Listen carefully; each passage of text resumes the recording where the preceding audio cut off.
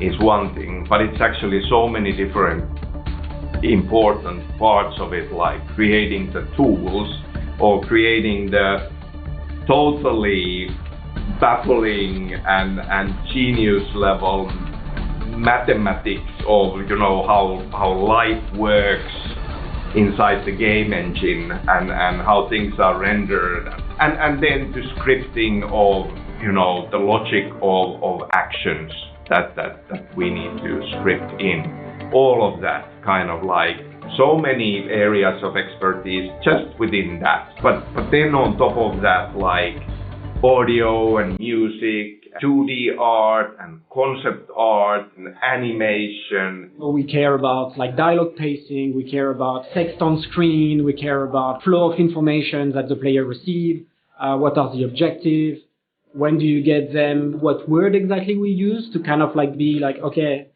tell things a minimal amount, but still convey the right information. So many different areas coming together to create one thing that is the game. The sort of magic comes together at the very end when the pacing starts to be there, when the lighting is there, when the audio is there, and when everything starts to come together, then it starts to feel like an actual product. But before that, it really doesn't look like that, and it really doesn't even play fun. The complexity of how much iteration on each side is needed, and understanding each other, and kind of making it all click into place. Not to say anything negative about anything, but compared to making a film, like how much added complexity there is to making, especially the type of like games that Remedy make, a cinematic story focused experience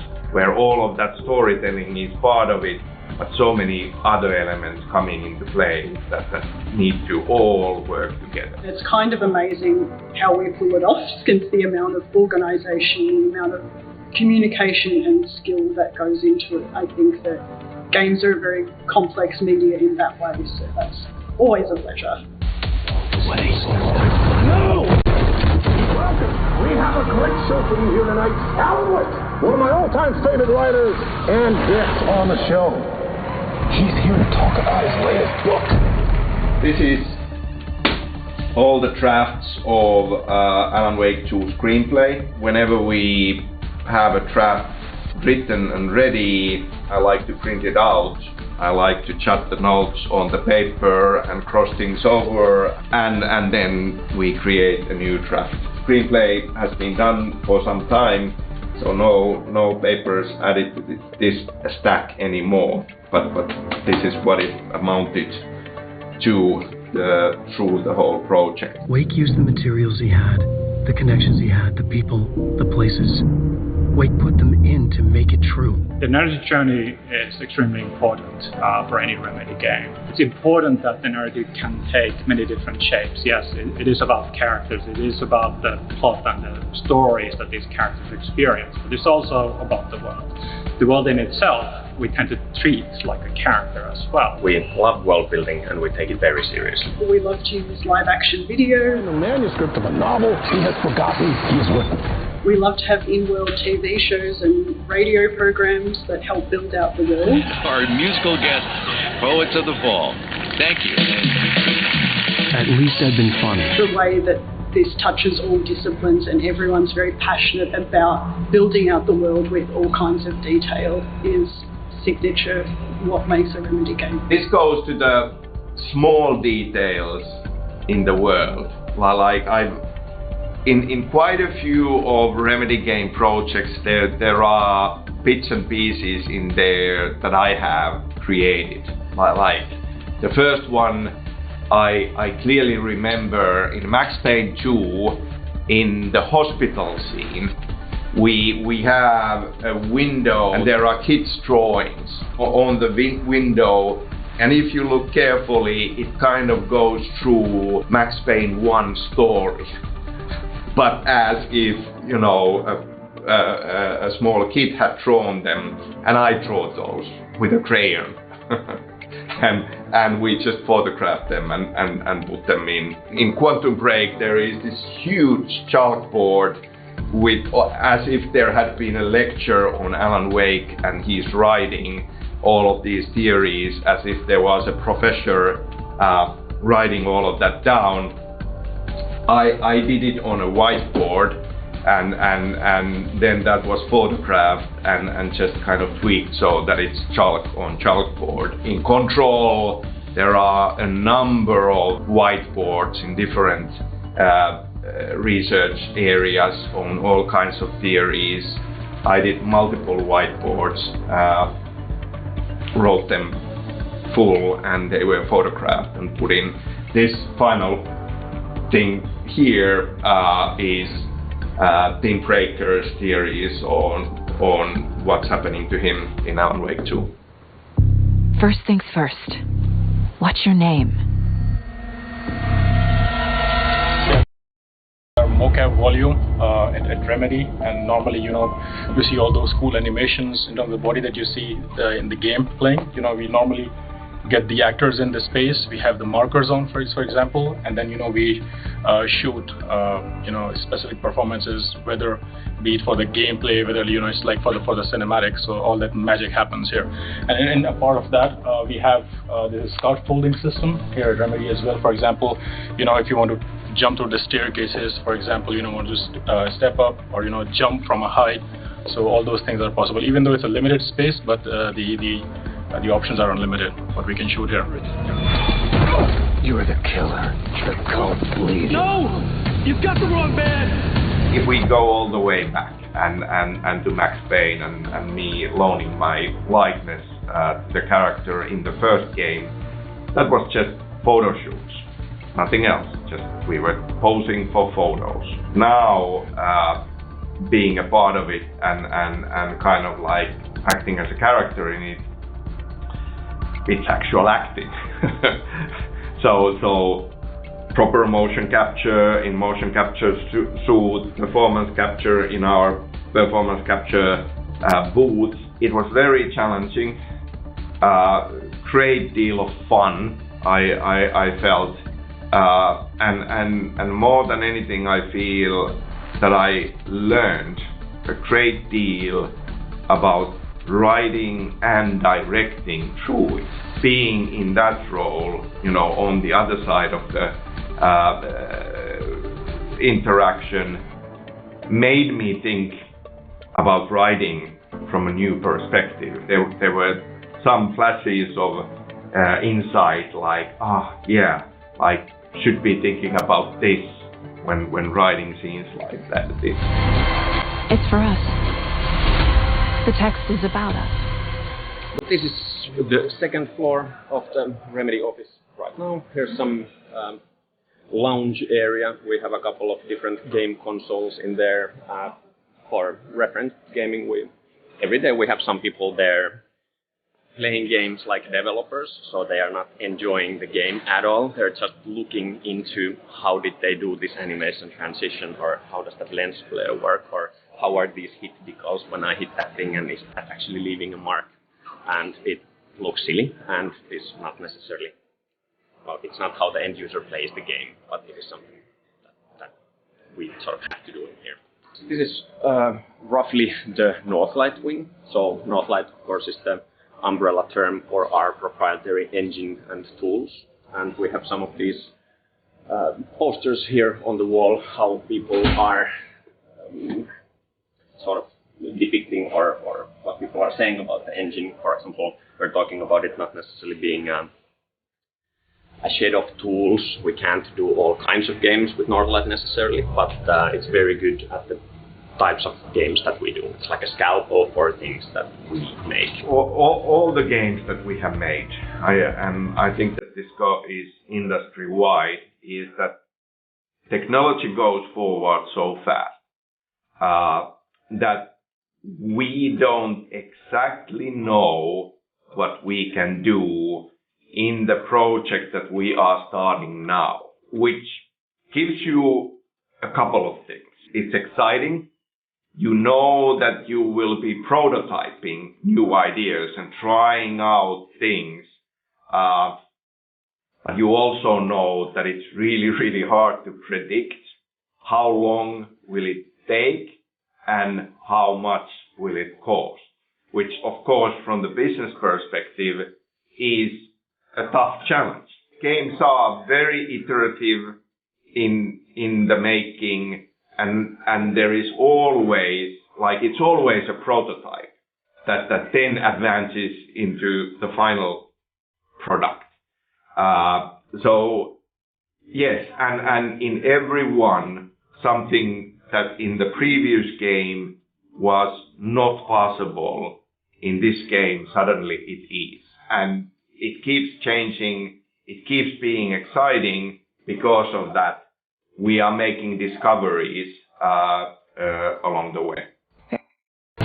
This is gonna be weirder than usual. I'm sure that if you ask around, even at Remedy, there are different answers to what a Remedy game is. Being weird, to be honest.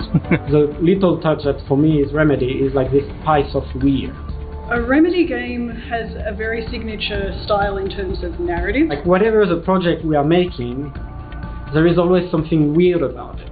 Sometimes it's about how we play with different media. Our games tend to be placed in contemporary times within this world that they feel grounded and so on. But then we bring in elements that are surprising and unexpected. We tend to try to get to take a lot of creative risks so that there's a digital fingerprint on the stuff that we do. Something strange, something weird, and also some fun and levity as well.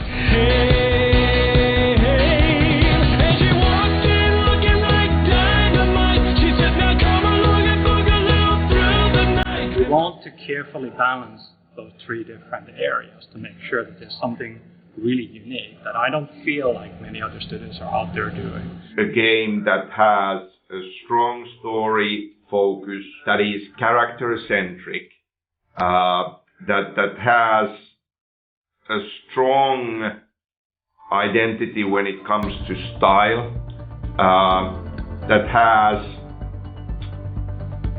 a specific gameplay focus, no matter what the genre ends up being. Is it pure action? Is it action adventure? Is it now, as with Alan Wake 2, survival horror? These different elements like bullet time, superpowers involving manipulation of time, using light as your tool for survival, superpowers like more tied to physics in Control. A certain focus on an idea and then spreading out from that idea. I think that out of these ingredients, you have a Remedy game. And I'm very happy that in Alan Wake 2 we also had a lot of weird moments that I hope player will be excited about. I feel that when we ended up in this situation that we did the first game so long ago and only now got to the sequel, it feels like between these two, even if they are part of the same, there has been a lot of growing up in between. And that, I don't know, I hope that once this is done and out there and you look at the whole franchise, the first part and the second part, that it gives you something really, really unique in the sense that there was that gap of time. There were all of those learnings and lessons and growing up in between.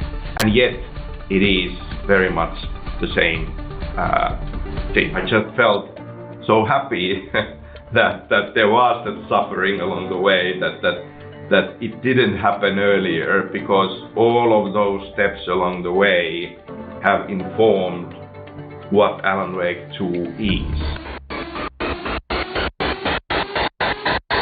We have a lot of new projects coming up that are really intriguing and exciting. I am very excited about the concept of Remedy Connected Universe that we finally got to establish with Control. Jesse Faden could hear it. A call. It was faint, reaching for her from a dark place. Tying it to Alan Wake, showing it in AWE DLC episode, like that was a proper crossover. There's obviously a plan where we write story or try to think about what we want to say. You're like, okay, we're gonna reuse this character from this other place, or we know that we have this connection already established from previous game, let's build on it. And then there's all the little accidents, all the opportunity that are like, oh yeah, we have this thing here where we need a character that does this purpose. What if this character was linked somehow to this bigger element? And so we build, we have this two avenue where it's okay, we have a plan, but we also open ourselves to be what if we find something cool along the way. Alan Wake 2 is very much a Remedy Connected Universe experience, like a crossover experience with elements from Control, mapping that out further with the future Control games and Vanguard as well. Codename Vanguard is interesting because we're creating a new IP, a new world for players to play in together. And on Codename Condor, we're creating a world from an IP that currently exists, which is Control. So we're figuring out what a multiplayer game and narrative looks like in the Control universe. Control is an interesting franchise to us because it demonstrates a different kind of direction compared to many other Remedy games. It's very world-oriented. And when we think about the franchise as a whole, what Control is, we want to ensure that there is this clear and strong direction for the world to take and how it evolves and changes over time. And that's a huge part of the future of Control. Can't talk much more than that. Figuring out how to translate that Remedy style of world building and Remedy narrative to these multiplayer games where players can be experiencing them together is a really fun challenge. You have to consider how everyone's experiencing the story together. So the narrative methods or features that we would pick might be different, but also the pacing is different because we want to leave players room to play together, to be talking, to experiencing the world, but we would also like to produce an authored experience. So it's in finding the balance between giving the players space to play and work together, and then also us sort of creating that story or that world for them to be in. It's very, very exciting times, just building on that foundation now.